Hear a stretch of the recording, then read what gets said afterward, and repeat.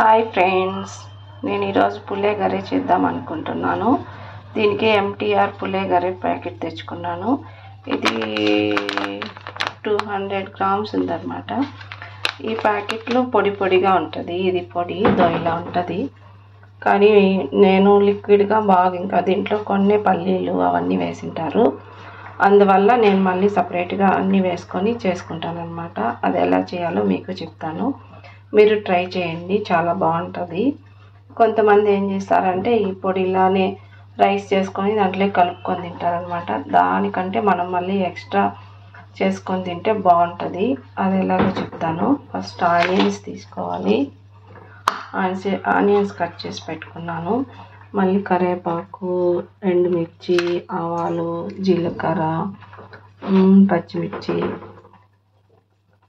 బెల్లం కొంచెం తీసుకున్నాను, ఉద్దిపప్పు, శనగబెడలు, శనగగింజలు, కొత్తిమీర, 1 కప్పు చింతపండు పులుసు తీసుకున్నాను.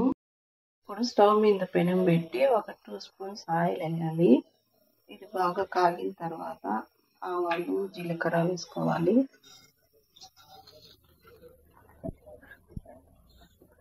కొత్తిమీర, కరివేపాకు, పచ్చిమిర్చి, శనగబెడలు, ఉద్దిపప్పు వేగిన తర్వాత ఆనియన్స్ వేసుకోవాలి. 1 స్పూన్ సాల్ట్ వేసుకోవాలి. ఆనియన్స్ ఇలా వేగిన తర్వాత పల్లీలు తీసుకోవాలి. ఇదంతా ఒకరు ఇద్దరికి ఒక 10 మెంబర్స్ తినచ్చు అన్నమాట. ఈ పులిహోర ఒక ప్యాకెట్ 200 గ్రామ్స్ ప్యాకెట్.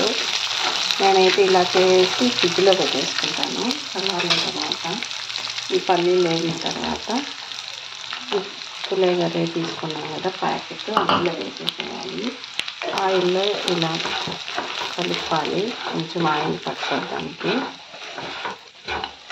ఇలా పట్టిన తర్వాత చింతపండు రసం వేసుకుంటాను నేను ఇప్పుడు.